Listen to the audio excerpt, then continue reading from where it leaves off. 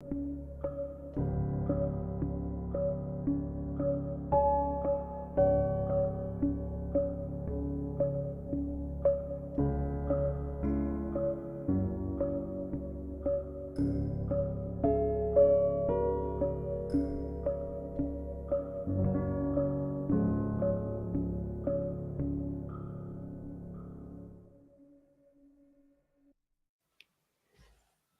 evening. Happy Monday, almost Tuesday. You already know what time it is. It's Beast of the East time here on the Bleav Podcast Network, and also coming at you on y'all's conference network on the video side of it. Joining me is Vinny Hardy, Israel Troupe. What's up, gentlemen? What up? Look like you just got back from the gym, Israel. We were just chatting. Your wife kicked your butt. And she ripped me a new one. No pun intended. It was awful. This whole being a D1 athlete type stuff is real fun until you get 33 and gray hair and you try to get back in shape. It's not real fun. I'll see you're 38 and I'll raise you. I'll see you're 33. Pardon me. I'll raise you 38 and playing basketball with the kids thinking I'm freaking LeBron James. And I hope you stretch first, because if you're like me, it's going to hurt tomorrow. Yeah, tomorrow. Man, it took me – I felt like it took me an hour to get off the couch. Yeah. No comment. No comment. Y'all still in y'all's 30s, so no comment on none of this age stuff. I just made the mistake thinking I could – today was a PE day for me. I have PE every other day based on my class schedule. So today was a PE day. We played a little Olympic handball, and then gave them some free time. So they Olympic handball is where it's at now. Ooh, like they love handball it now. At any point. Mm-hmm. I think I'm gonna do that to our kids tomorrow. I might introduce it tomorrow. It's good. It's good. It's a lot of fun. The kids think they don't like it, but they do. Mm-hmm. You know how they like to complain. Yeah. So. Yeah, like I said, we are the Beast of the East here on the Bleav Podcast Network. Lots to talk about. Vinny, big congratulations there. Somebody had to take care of business on the hardwood this weekend. Kentucky beating down Kansas. We'll get into that. We're going to check in on the Missouri Tigers and the Florida Gators later on. I don't even know if they exist as a basketball program. I know Georgia doesn't. We're going to check in on Tom Crean. We dogged them. They won. We gave them some credit, and they lost again. They didn't only lose; they got their ass handed to them. So, and then of course the NFL playoffs. We're going to talk about that a little bit. The AFC, NFC championships. Who we got? What we think? Give our early look at Super Bowl. Was it 56 nowadays? Yeah, these days, something like that. Yeah, and something like that. Yeah, LVI or something, whatever. LV. Yeah. Yeah. Somebody paid attention on Roman numeral day. Certainly wasn't me. neither this guy either. Well, we are presented by Betonline. There might be less football being played, but Betonline has way more stuff to bet on this playoff season, from score totals, player performance props, to where the next fired coach is going to land. There's still some props out there for some of the unhired positions. BetOnline is the number one sports for all things NFL betting in 2022. And with the new year comes a new updated desktop and mobile website to sign up and receive your 50% welcome bonus on your first deposit. Just use our promo code BLEAV to get started. And it's not just football. BetOnline's basketball, hockey, boxing, and UFC odds coverage is the best in the business. From sports right down to your favorite Vegas casino games, BetOnline is your number one wagering destination. BetOnline is the fastest and easiest way to wager on all your favorite sports and play your favorite games. BetOnline, it's where the game starts. So, fellas, where does the game start here? Let's start with Kentucky. We're going to lead off with basketball, ironically. Kentucky, man, like, you had to have, Vinny, when you got home Saturday, right? When you pulled up in front of the TV and said, "Okay, I'm gonna turn this thing on, watch Kentucky." Did you expect 80-62?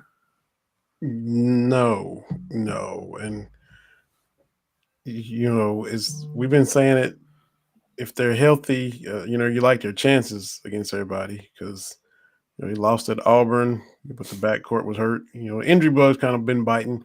Y'all know it's part of it. Lost at LSU, backcourt was hurt. Wheeler and Washington both go out of both of those games when Kentucky is controlling both of those games. So you kind of get that incomplete grade. If both of those guys are healthy, Kentucky win those games, you got to like their chances. So we just look, my thing was like, look, get healthy now for March. Just be healthy, and I like their chances against anybody.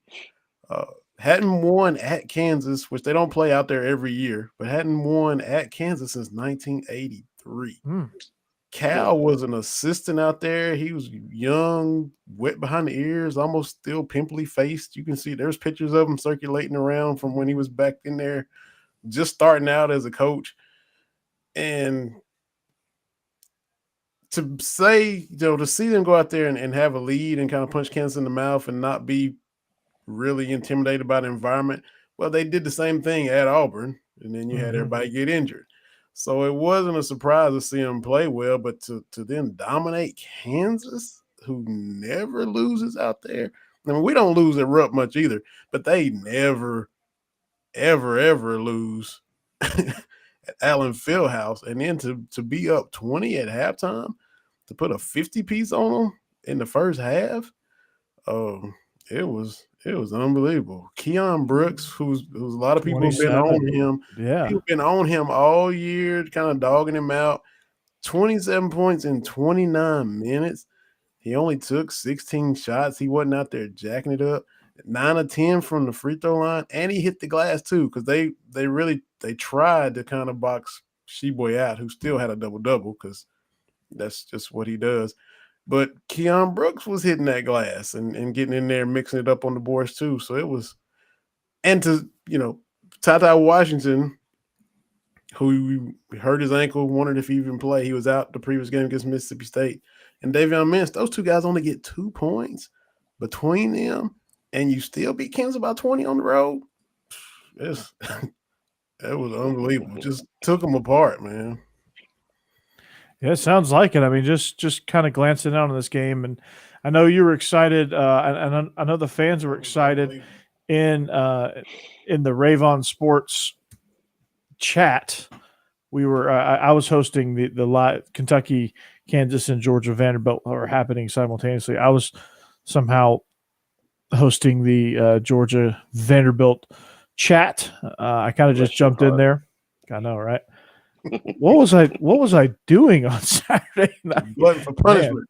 Man, it must have been a really boring night. But anyway, so I was hosting that, and I jumped in there, and I thought I was just going to jump in and kind of give a boost to Vinny, and I realized he wasn't hosting. But there was a lot of great feedback. I think a lot of people are very high on Keon Brooks, and just watching what little bit I watched of that game for stretches of it. I mean, it just looked like Kansas wasn't even there. It just looked like it was a 5-on-5 practice session for Kentucky, man. It was just, so many things were going right for them. They were just dominating. They were up and down the floor, clamping down defense, getting boards, moving the ball around, just all around great play from Kentucky. I was thoroughly impressed, and I was just refreshed to see real basketball for once. There was a lot of, which I think I said this before, Cincinnati is kind of the unofficial, official pro sports city for Kentucky, especially Northern Kentucky, even where I was from. So there were some Kentucky fans that did the basketball game in Kansas trip and then pop on over to Kansas City for the Bengals Chiefs, which we'll talk about later too. But at the end of the game, the basketball game Saturday, you had about 6 minutes left, Kansas fans starting to walk out and head for the exits. And you don't see that. And there was a lot of Kentucky fans, which there was a Go Big Blue chant that came through over the TV in Lawrence, Kansas. But there were Kansas fans there that were like, we never leave early, but we are leaving today. And that's how bad it was for them. It was That's brutal what I'm for talking Kansas. about. Yeah, it was You brutal make them weekend tuck for their Kansas. tail and you make them leave their own place. That's what I'm That's talking right. about. It kind of looks like the Georgia-Florida games when one team dominates the other and the other side empties out earlier than usual, and then all you hear is the other team's chant. Yes. So, It sounds just like that. Israel, did you check this one out at all? Did you watch any I basketball? did. I watched it a little bit. It was my anniversary this weekend, so Oh, that's right. You were at the beach. I How was was that? in 30-degree, 50-mile-an-hour wind chill on Saturday. But Jesus. we did a lot of shopping, so we didn't go to the beach. You didn't do your polar plunge? Oh no, sir. Isn't that part No, of your wife's workout plan, the polar plunge? no, cuz So No. you married to a personal trainer? no, she thinks she is the I don't want to be like the fat head coach. Whenever you become a head coach, you notice that you see Kirby and his coordinator days, you see Kirby now, and it's like night and day. Like I never want to get like to be the big head coach. So I'm trying to have my hot boy summer right now. I'm dangerously. dangerously close to that. No, not at all. But I did watch the Kansas. I watched a little bit of it at the restaurant that we were at. They had a TV up, and when I watched it, Kentucky was up by like 30 at one point. I mean, it was real quick, but they were up by 30. I was like, wait a minute, is that real? When I looked at the TV, it was right before halftime. And I told my wife, I was like, this ain't never happened at Kansas. Like you see Kansas head coach, I think it's Coach Self, right? I think that's his name. Yeah, Bill Self. Correctly. Yeah, and he's like, he doesn't even know what to do. He's like, he calls a timeout and he just throws his hands. He's like, I don't know what's going on. I mean, they just came out firing. I mean, from what I saw, it was just one of them nights. It's just a bad night for Kansas and a good night for Kentucky. And there's nothing. And one thing about basketball, there's really nothing you can do when a team's on. Like you just got to take it. Like they're hitting everything. I mean, guys who usually produce aren't, but guys who don't normally produce are producing. And they're hitting everything, from the parking lot. And there's nothing you can do to stop it. Absolutely nothing. No, there isn't. There really isn't. So, I mean, what's next for Kentucky? I mean, who do y'all have this week?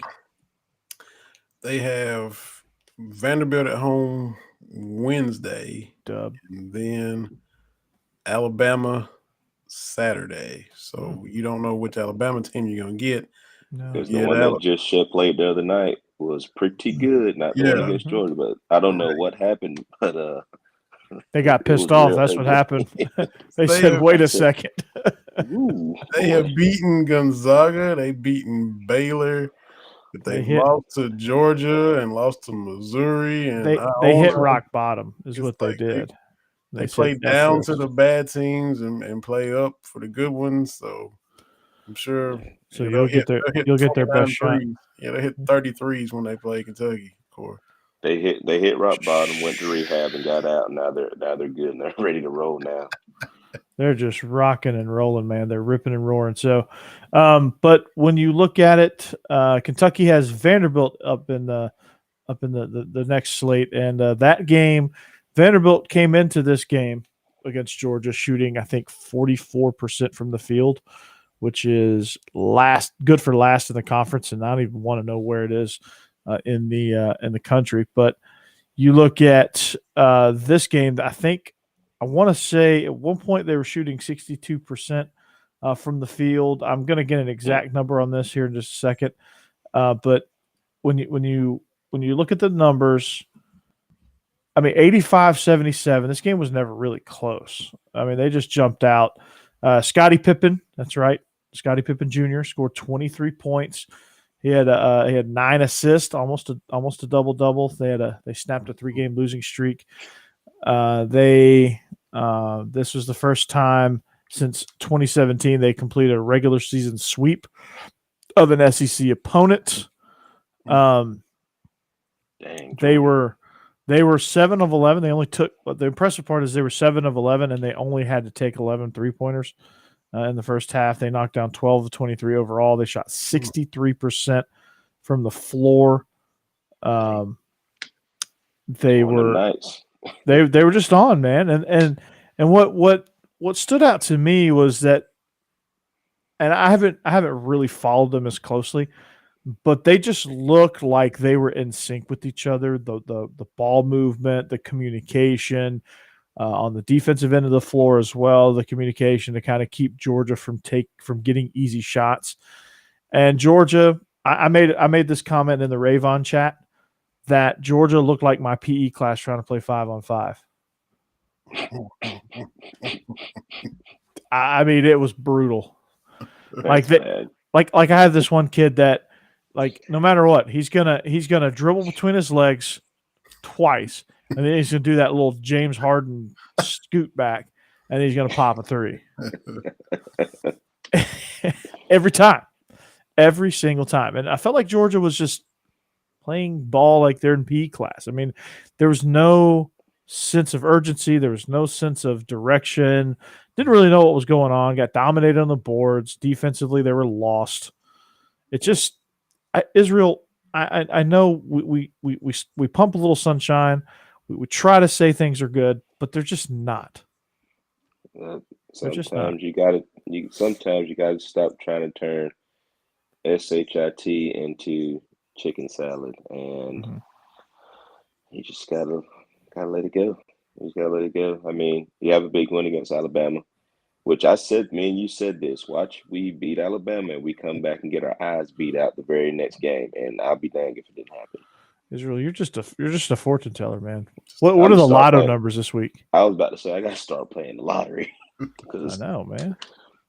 All this knowledge I'm giving everybody, man, is just I gotta start reaping the benefits. Call the games this weekend and everything, man. Like what? I was off by a point. Who are you in the AFC game? 1 point. When you texted me, I knew I had a good feeling, and if they scored a touchdown, we'd won. Mm-hmm. Exactly. But we won in general, but still.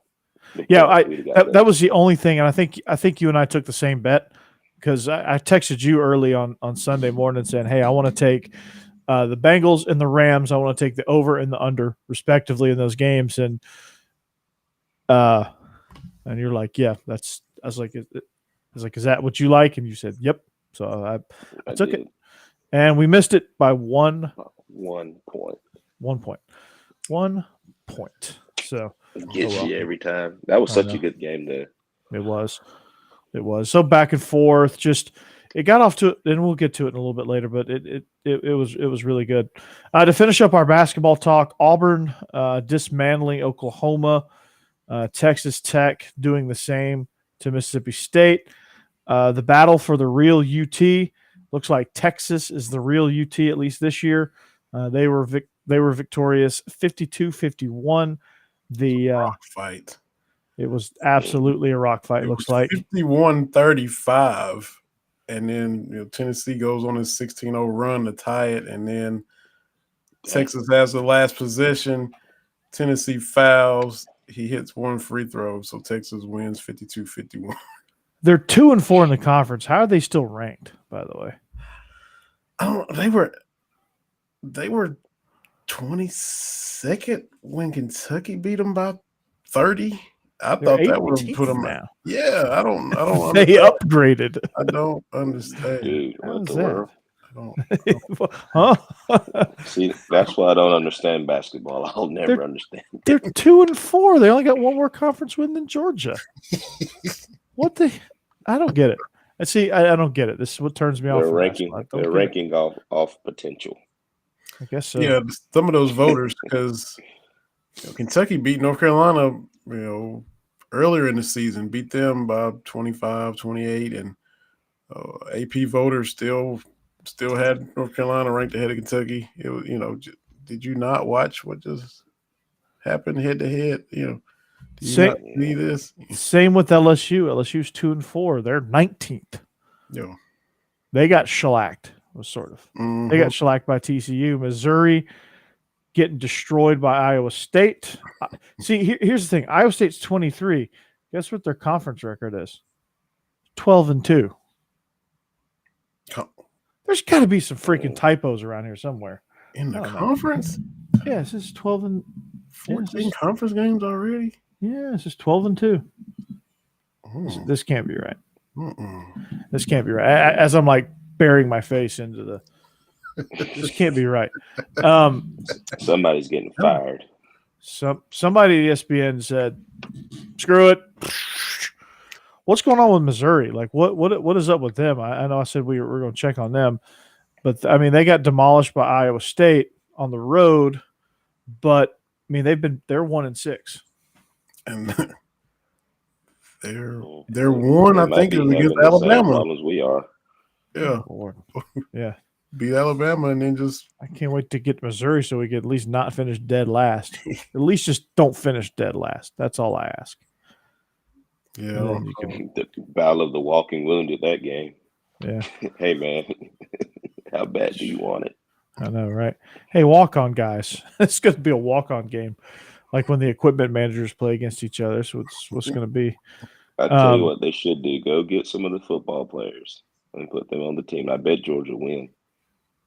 Think about this: if you took Boykin, TK, me, Marlon, Momass, just take the receiver room. Harris, just take the receiver room when you put played all Israel us on the team. Man, we'd have been dominating people. Dude, y'all be throwing oops to Brandon Boykin. I remember watching him in high school. Like I said, I graduated with his older brother. His older brother was taller and could jump about the same. And his older brother was jamming all over the place. See, we took on the persona of the Cameron Crazies, but we all wore like matching gold T-shirts, and we just harassed everybody. Like we had no business winning, but we just harassed everybody to the point where they hated coming to play y'all. They hated coming to play us, and they could not perform. Like we tormented the other team. Like we'd find out. We did a little bit of research. We'd find out. We'd exploit some things. We had nicknames for everybody. You know, like this one kid, he had a bowl cut and goggles. Poor guy. He wasn't. We had one guy named Cranium. His name was Michael Crane, and he had a large head, so we called him Cranium. Oh, that joke wrote itself. That was too easy. I mean, some of them write themselves. Like this dude had like size 5 shoes. We called him Alicia Keys because he looked like Alicia Keys. Oh wow! So Corey and them were the kid's dog died like 2 days before the game. Hey, number 5, we heard your dog died. Like in the middle of the game. That's savage research. I don't know if we went to those links, but we had a cardboard cutout. Like, you know, Kevin Garnett was doing like this whole like milk campaign, the Got Milk campaign, you know. So we stole him from the lunchroom, put a shirt on him and carried him around. Let's see. Do not airball around us. We'll let you know. We got this kid benched for an entire game because he airballed once and we didn't let him forget it. So he had a wide open shot in transition, and we're just yelling airball every. No, he didn't even shoot it. He got so scared he passed it off, and his coach got mad at him, yelled at him, and took him out. I mean, every time he touched the ball, we would scream airball, airball, airball until he passed it, and we'd stop. Yeah. Then he'd get it back, airball. Airball, then he passed it again. Yeah, it was crazy.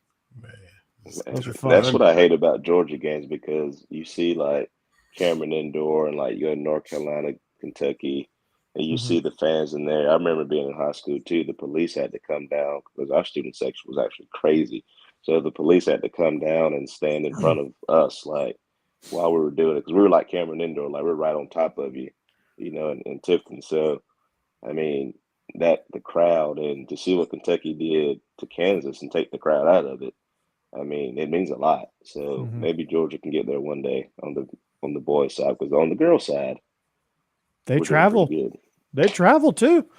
I remember Joni making a statement about that. They traveled. So, but maybe we'll have a get well game here pretty soon. I'll give you guys the slate here in just a minute. But our recap from the weekend, Missouri got just completely outclassed. Again, I say again. Arkansas beating up on West Virginia. Ole Miss getting in the win column. Somebody's definitely fired because they are not 10-4 in conference.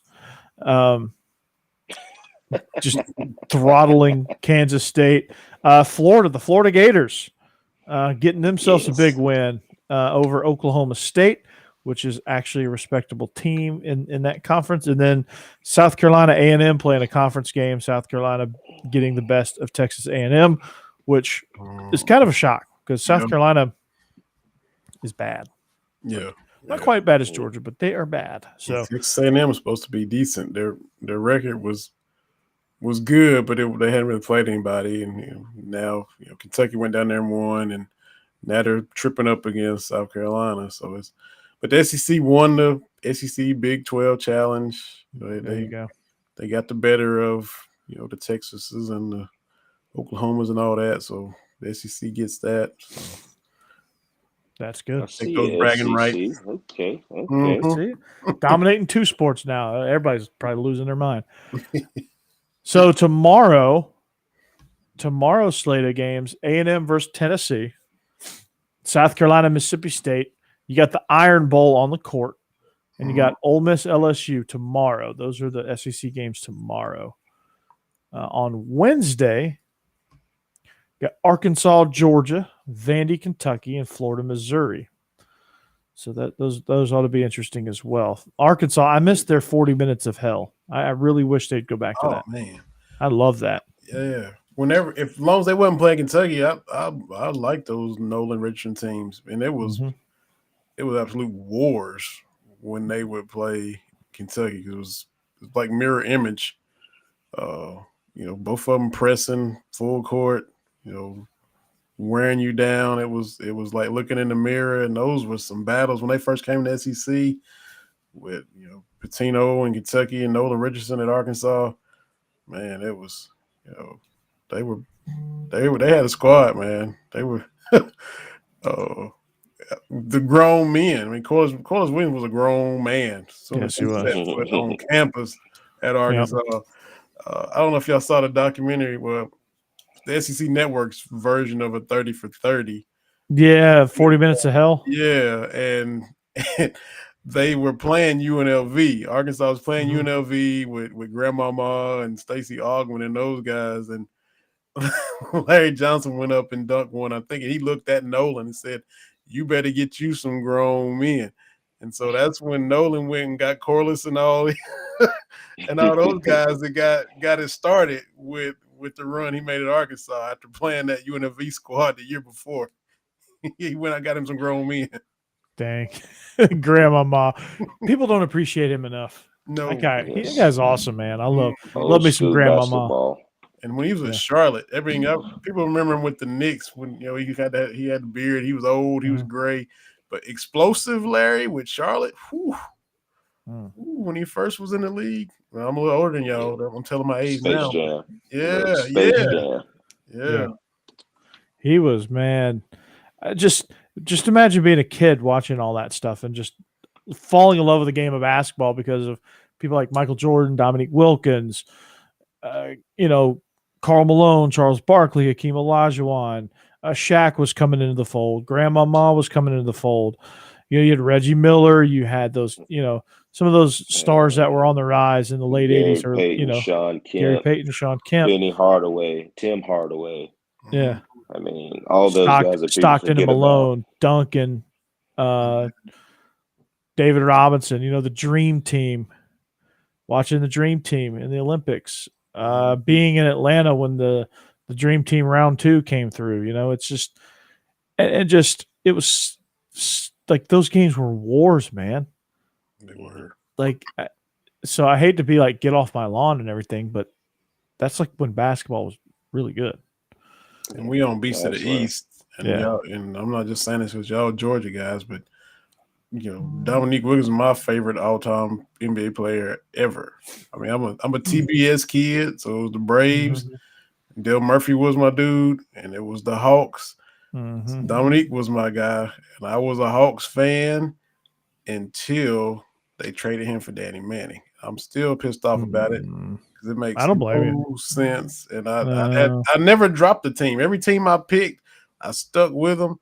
But when I was in like sophomore algebra class, and they had turned on SportsCenter, and they were talking about in trade rumors. It was like Dan Patrick and Keith Olbermann the Hawks are shopping Dominique Wilkins. I was like, what? Just coming off of that torn Achilles and still hooping? And it's not like Kevin Durant with today's medicine. He comes back hooping. This back in the 90s. Neat came back balling off of that Achilles. Mm-hmm. I mean, and y'all already know, y'all from Georgia. They never put anybody around him anyway. Who was John Concac? Really? Who was Dominique's Scottie Pippen? Who was Dominique's Spud Webb? Spud Webb and Tree Rollins. Yeah, right. Doc Rivers was so. Man. You had Stacey Augmon, you had Mookie Blaylock, you had Kevin Willis. Moses Malone was past his prime when he was in there. He never had a true Robin, a tag team partner, and he was going against all these other teams. They still took Boston to 7 games in like 1988. They still made deep runs in the playoffs. They ran into Jordan like a million times in the playoffs, and that sucked for them. The 5 one time in the first round. Took Isaiah Thomas and them to 5 games, and so he comes back, and then you trade him not to anybody good. But the Clippers wasn't Lob City and Blake Griffin back then. The Clippers were the laughingstock of the world, and you traded him to the Clippers for Danny Manning, who I get it. He was good at Kansas, led them to a title. Danny Manning comes in, and they supposedly get younger. They barely got the first round that year with Danny Manning, lost in the second round, and Danny Manning left and went to Phoenix. He was just a rental. He wasn't about to stay. So what do you have to show for that move? Nothing. Not a daggum thing. No. And then eventually you get to Kimbe and, to go with Mookie and Augmon and Steve Smith. And it's Atlanta sports. Just pathetic. Pathetic front office management. I'm still man. Jake Thomas with the comment. Yes, you're exactly right. The 90s and 2000s were some of the best basketball I've ever seen. Because you had the mentality of the 80s with the star power of the 90s and early 2000s. Yes. Like that's like the best blend of today's star power and the old school physicality. Now the physicality is gone. You were bleeding and missing teeth. Just go watch a reel of fouls. Just go watch any Pistons game. It's a foul. Go to former UK player Rex Chapman. Go to his Twitter. Look at his pinned tweet. He's put NBA stood for No Babies Allowed, and it's like a 2-minute clip. Yes. Look at Rex's pinned tweet from back when he played, and he was going up against Jordan and all them dudes, and yeah, he was in there too. He was with, speaking of Charlotte, he was there with Dale Curry and Muggsy Bogues and Alonzo Mourning and those dudes. Yeah, so. BJ Armstrong who poked the bear. Little baby face BJ, man. Look 9 years old out there. I know. Just those were the days. The jersey's too big, his name's too long, so it like wraps around. You can't. That's funny. So, but those are the times, man. I could talk 90s basketball for a long, long time, but we don't have that kind of time. So let's talk NFL.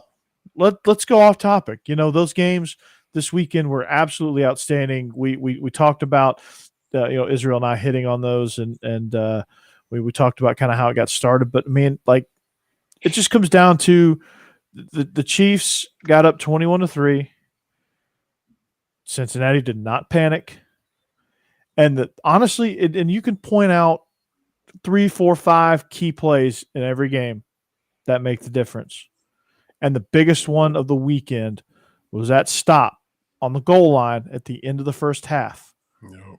Kansas City, they score there. It's 28-3, and we're probably looking at a Chiefs-Rams Super Bowl. And Mahomes is probably out in the fourth quarter, chilling. Yes. But I forget who exactly it was, but Tyreek Hill got stoned at the goal line. Eli Apple. Eli Apple, yeah. Got the one play that he made the whole entire game. And then tried to call Tyreek Hill a baby. And I was like, bro, you had one play. You couldn't stop him all day. Bro, you were burnt toast the entire way. Yeah. Yes. That play and the play when Joe Burrow they didn't sack Joe Burrow and he got out and threw the pass to Jamar Chase. That to me was because it was third down. It was over with. And Joe Burrow. He snuck out. Actually, he made two. He threw that one to Jamar. Then a couple of drives later, he actually ran for a first down too, which actually saved them as well. So, I mean, for the defenses to play as well as for the Bills to give up that many, not the Bills, but the Chiefs to give up that many points last game and to come back this game and play as well as they did with the Bengals and shut down the passing game pretty much the whole first half is pretty good. But, I mean, Joe Shiesty, you know. What is it about what him? He does. What can you point to? He's got the it factor for me. It's not, he's not the most athletic kid, you know. He doesn't have the biggest arm, but you know he's going to give you 100 million per 1,000% everything he's got. Everything he's got, he's just going to do it. I mean, he's going to run through a brick wall. I mean, the not the kids, but the players trust him.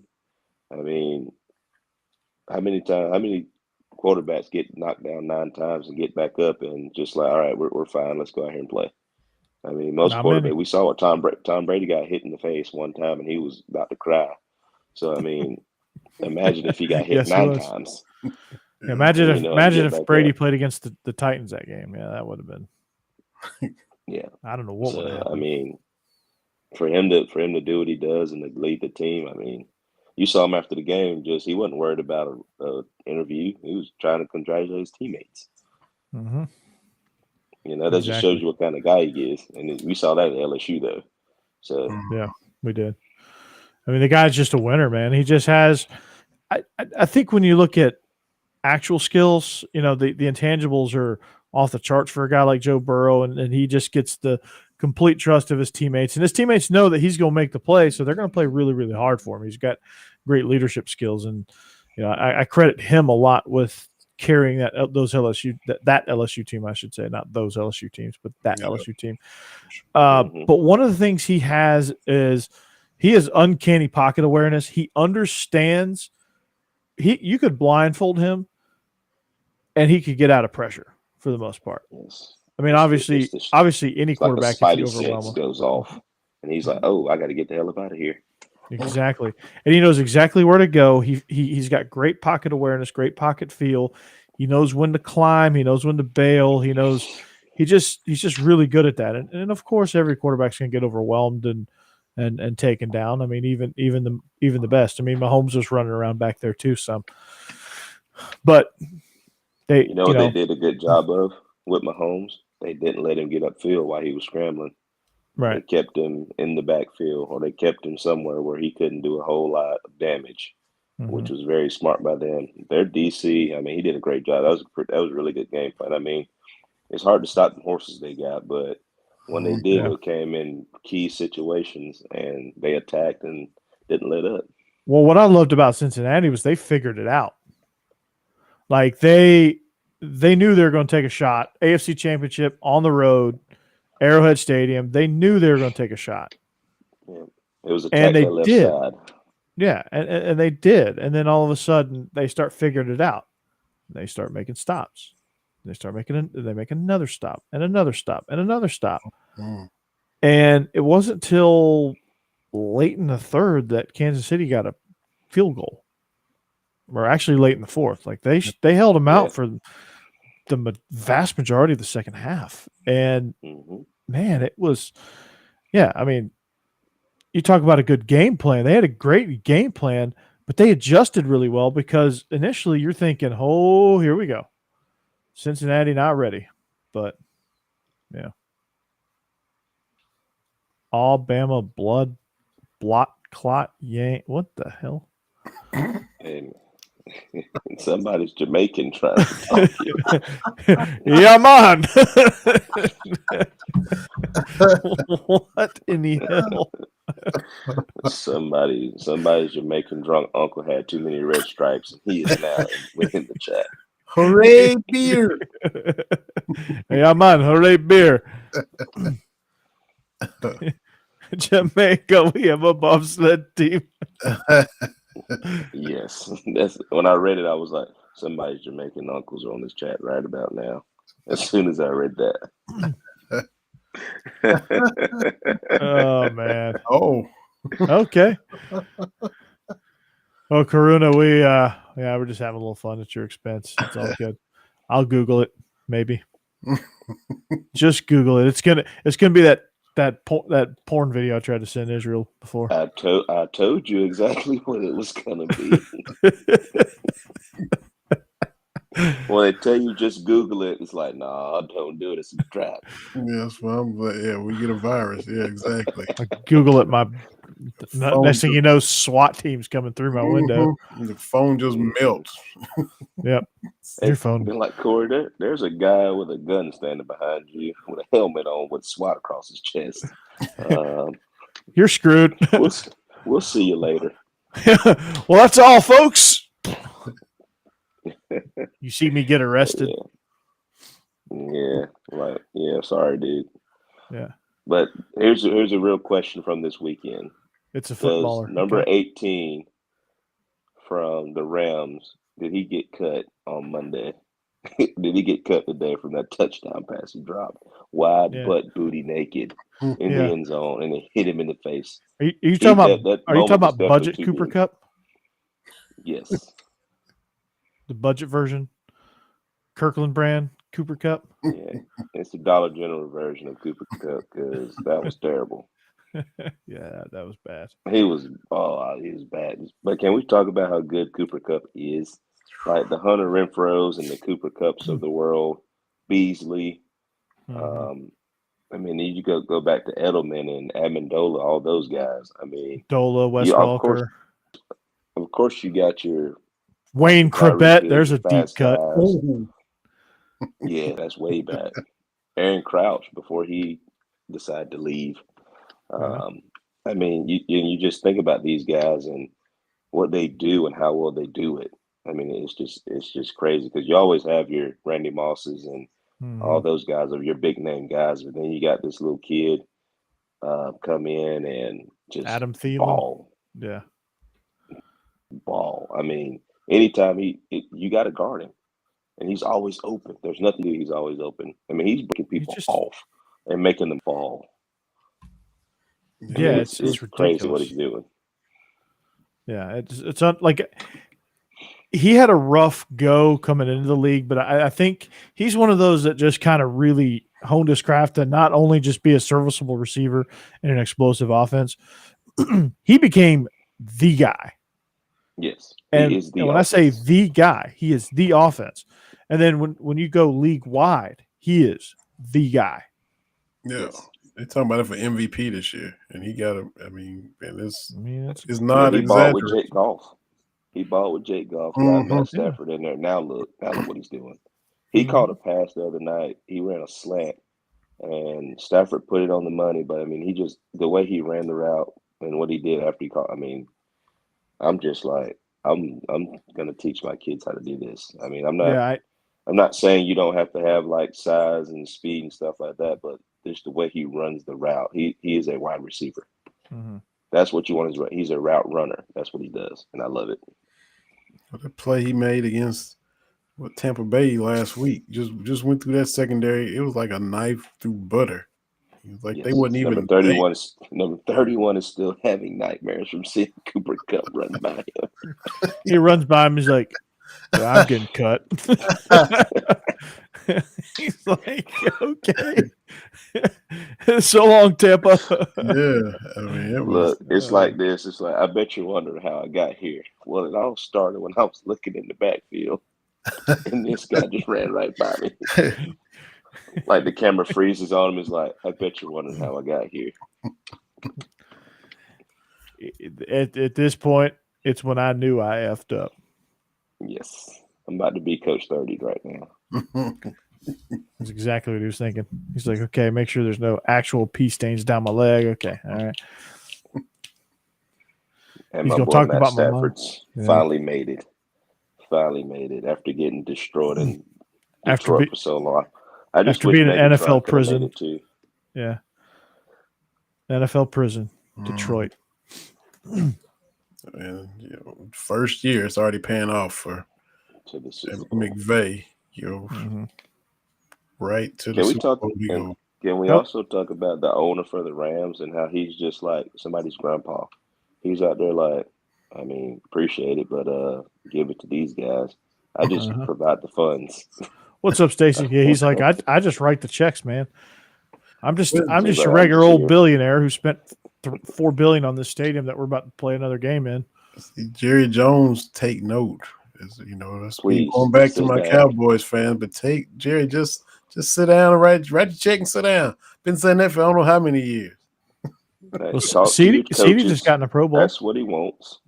Huh? Yeah. Mm-hmm. CD's in the Pro Bowl. CD's in the Pro Bowl. He deserves it. Mm-hmm. I see a headline. I open up a new tab in Microsoft Edge and I see a headline. The world reacts to the CD Lamb news. I'm like, oh boy, what did CD Lamb do? And I open it up and he just got invited to the Pro Bowl. That's what Jerry Jones needs to do. Be like my man from the Rams. Sean McVay said, "This is who I want. Can we get him?" Yes. And Kroenke said, "How much is it going to cost?" He's like, "Luxury tax, screw it. How much is it going to cost me?" Okay, that's nothing. A couple of first rounders. I mean, we good. Everybody on that team is young. If you really think about it. First rounders, cool. We'll be picking 32 anyway. Give it to them. Yeah. They don't care. No, they don't. Deshaun. Although go ahead. I was gonna say Deshaun Jackson was like having a bitch fit, and they said he's like, man, I want to go to a place that's gonna throw me the ball. The Rams are like, all right, cool. All right, cool. Beat it. Whatever. All right. Whatever floats your boat, I guess. What's up, Stacy? Jake, I'm glad we have two former SEC quarterbacks. Yep, you were right. Mm-hmm. It's gonna be. I think it's gonna be a really good game. It is not this weekend, but next weekend, right? Or next week. Yeah, it's gonna be good.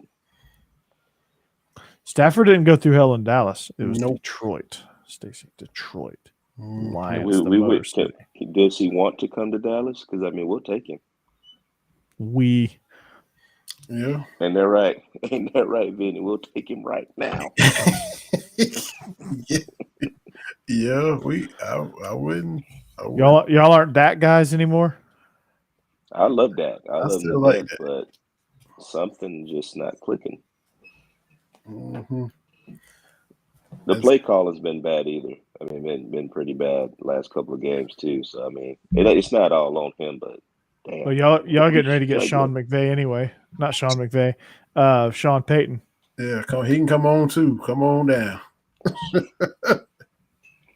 But here's the thing, though. McCarthy's not a bad coach when he's actually coaching, but he's not coaching. He just stands there with his arms folded. Been holding the thing all weird. I don't understand. You have a great defense coordinator. I think Dan Quinn is a really good defense coordinator. I think he had everybody in the right places in the wild card game. So that wasn't the issue. It's the fact that we couldn't cross the 50, and we had 13,000 penalties in one game. Yeah, that's a lot of penalties, I hear. Randy Gregory's still in the neutral zone right now. He's holding linemen, like giving them hugs. I mean, we all know he's had his struggles and everything, but just hugging people, I mean, you can't do that during a football game, my guy. Is that bad? It's not good. It's not good. I'm just trying to show my feelings. I like Dak too, Stacy. I do. I do. I love that. I actually do love that. For the people that remember they kept trying to make everybody believe that Carson Wentz and Jared Goff was better, and they both been traded. So, I do like Dak. It took Dak the longest to get paid, but because everybody swore him down. Carson Wentz was better. Oh, okay. All right, then. Well, now it's time for Dak to earn that money now. Yes. Now he has to go out and earn it. Now he has to win some playoff games. Now he has to put up some better stats and be more consistent. And for the sake of my dynasty team, throw the damn ball to CD Lamb. Just be more consistent. Like, God dang. Like, if you look at Stafford, let's take Stafford and Mahomes and Burrow. They throw the ball. They don't give a dang who is there. When they make their read, they just let it ride.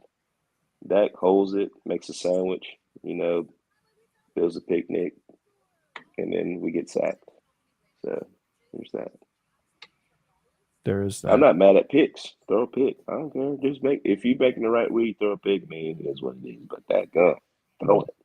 I know. I mean, plenty of people throw picks in the NFL. It's not. I mean, dang, that's not anything. You know what I mean? Like, you're gonna throw a pick. I mean, Christ's sake, Jimmy G threw 3 picks in that game and still figured out a way to win. Jesus. It should have been 4. It should have been a pick 6, but Ramsey dropped it. Yeah, that was Hit him dead in the chest. Hit him right in a worse spot. Who has a better career, Burrow or Herbert? That's a good question, Stacy. I'm going to say Burrow because he's about to win a dang Super Bowl. Yeah, I'm going to go Burrow on this one, but Herbert has done a lot with less over there. I love Herbert in San Diego. So I love me some Herbert. Herbert's good. I like him though. I'll go Burrow. I think he's going to be real. I think his ceiling is really high. Yeah, I just think I think Burrow's situation right now, and if you would ask me this a year ago, I would have said Herbert by a mile because I just didn't think the Bengals were a good organization, but they found the right coach. Now, if they would just get over their cheap ways and start paying some players a little bit. Talking about Mike Brown now. Come on. Yeah, I know, right? They could get some good pieces, but Zach Taylor is a really good coach.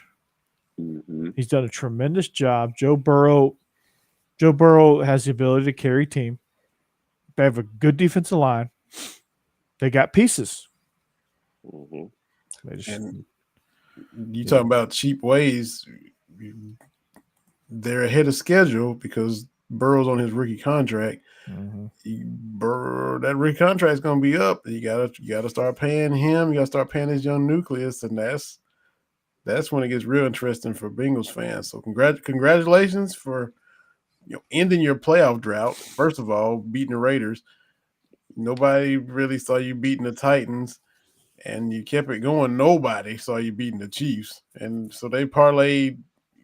Whoa! I did. Okay, yeah, I did. All right. Okay. To your counterparts, Vinny. We saw it.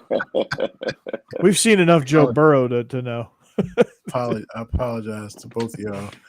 But when it's time to pay Burrow and then, it's not as much money to throw around, that's when it gets real interesting for the cheap Burrow. Cincinnati Bengals. That's what I'm saying. So the next enjoy this rookie contract window and being better than everybody thought you'd be when you was just 4-12 last year. Because then when it's time to ante up, I don't know. Talking about Mike Brown here. Joe Burrow, Jerry Jones on line one. Yes, that we're going to see that. And then the Raiders. Speaking of the Raiders, didn't they pick up McDaniel today? They did. Speaking of Hunter Renfrow. Is he gonna go? Because he's a runaway coach now. We've seen him have a job before. They said he's there. Like he's committed to it. I'm just saying, he got that Julia Roberts runaway bride tendencies. Now, there's a deep cut right there. Runaway bride. Josh had a job before and decided not to. I'm just saying. Wasn't it the Lions though? No. Where was he going? Yeah, Colts. He's going. I understand that one too. I think he's already signed on, hasn't he? I guess he's going to go through with this one. I'm just throwing shade because of what he did last time. Because it's all right, man. Opportunity presented itself.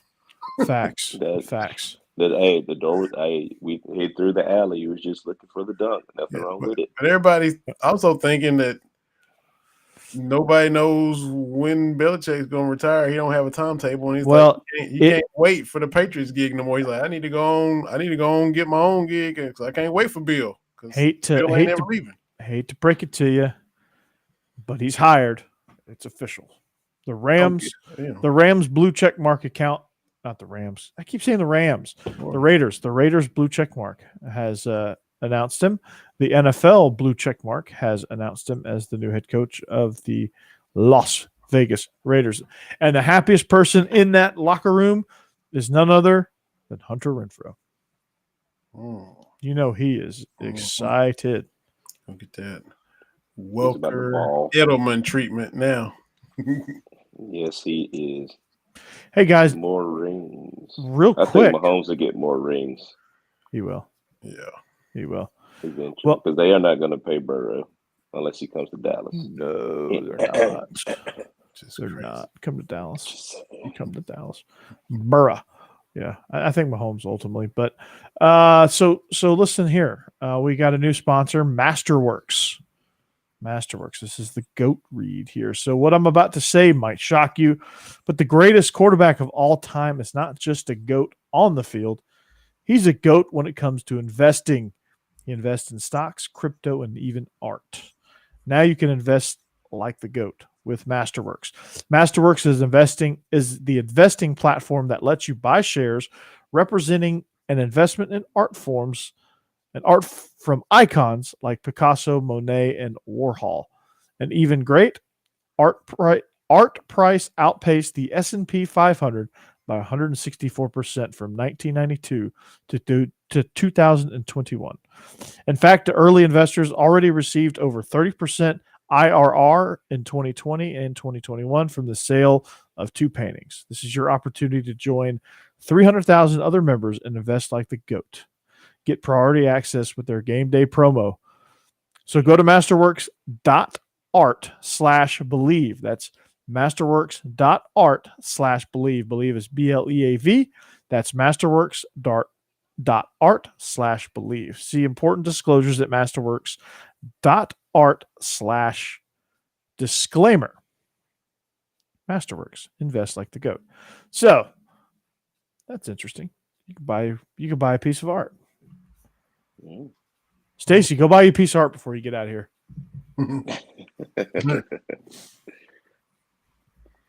But will you get 7 like Brady? I don't think anybody's going to get 7 like Brady. Will they? Speaking of the GOAT. I mean, that's tough. Yeah. That's a feat, and I mean, you got to be a different kind of person to do that. To lead. I mean, not only just Brady, just that whole entire organization themselves. Mm-hmm. So it's going to take a whole lot to do what they did. It's a well-oiled machine, I'll tell you that. So, but anyway, guys, it is getting late. It's getting late early, especially for you, Israel, and Vinny on the Eastern time zone. Central time, guys. Oh, I'm Eastern too. I think I'm the only Central Time guy here. Yeah. Must be nice. Yeah, it is. It's only 10 o'clock. I got another 6 hours. No, I'm just kidding. Well, the good news, here's how I even it out. Huck wakes up at like 4 in the morning. So my son will wake up in about an hour. Ready to party? Yeah, and then I'll lay him back down. Mm-hmm. So. Yeah, I'll wake up to an iPad hitting me in the face. Oh man! Where he comes up, like tries to jump up on the bed and like smacks me with the iPad, wanting to turn it on, so he can watch Mickey. Dad, it's time. I'm ready. Dad, here's the iPad. I roll over. I'm like, Huck, it's like 2:30 in the morning. What are you doing? What are you doing? No one cares. No one cares. Get up. he's like, on. He starts doing this, on. Mm-hmm. So, man. But yeah, so we are the Beast of the East podcast. If you're wondering, follow us at Coach Burton 36, at Vinny Hardy, at Troupe Star 28 on Twitter, Instagram. Follow me at Burton.Corey. Follow them at the same handles there. At Bleav in Dogs on all social media platforms. At Bleav in Kentucky as well. At YCN_SEC. At Bleav Podcast. Those are the places you can follow and see us at. If you want to check out more content from not only us, but the Bleav Podcast Network as well. Also on the Y'all's Conference Network side of it. You catch me on right here on Beast of the East. You also catch me on SEC After Dark. Catch Vinny on Bleav in Kentucky and Cats Talk. And then catch Israel and I each and every week on the Bleav in Georgia Dawgs podcast. And you'll see us individually doing our little rants. I think I'm in the naming phase of that segment, so stay tuned for that. You'll see me go on my little short rant, and same with Twitter. Same with Twitter. Troupe's Twitter thoughts. I don't know if that's your official name, but he's going to be like, it's going to be like live tweeting, but just from not Twitter. He's not going to use his thumbs. He's going to go old school and use this thing. Yeah, it's going to be fun. It's going to be real fun. So I'm excited to see those, and I'm hoping I see the same reactions. That'd be fun. And then, of course, they can come and check us out here as well. So be on the lookout for that stuff.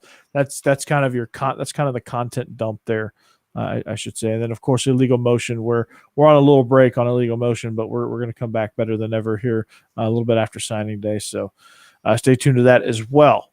I can't think of any other podcast I'm on. I think I've named just about all of them. It's not a lot.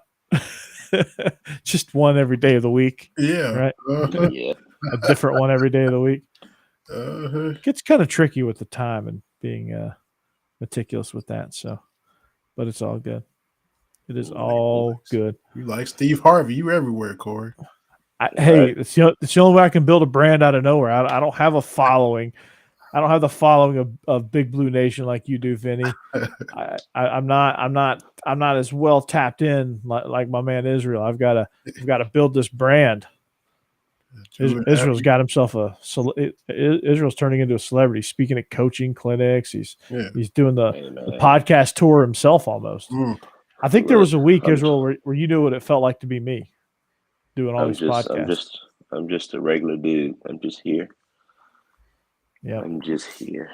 I'm riding your coattails instead of the other way around. So.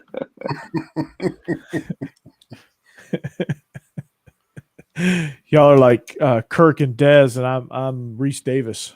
I don't know which one of you are Kirk. Yeah, we're behind the scenes guys. I'm like Stockton. Y'all are like Malone. I just lay it up there. Y'all slam it home. I'm the alley-oop guy. And the hype man. I'm the hype man. I'm the guy that's going to play some defense, get a few rebounds, and just get in your head. Slap the floor. Slap the floor a little bit. I ain't seen nobody slap the floor in a long time. Yeah, I guess they're hitting the gritty instead. Yo, even Brian Kelly hit it yesterday or day before. Oh boy. Oh, Brian Kelly with his Bayou family. He's really involved in the family. I do declare. Doing my gritty with my Bayou family. I do declare. I'm doing this new dance called the gritty. I'm learning it right now. Apparently, you just tap your feet, man.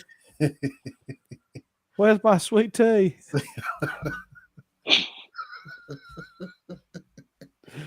I'm blending right in. I'm blending right in, y'all. I fit right in. They're welcoming me. Meanwhile, everybody's laughing at him. That's great. Brian Kelly, bless his heart. BK, boy. Oh, BK. All right, guys. That's all we got, man. We are the Beasts of the East. For Vinny, for Israel, and Corey. So long. We'll see you back here next week. Appreciate it. Peace out. See you later. See y'all.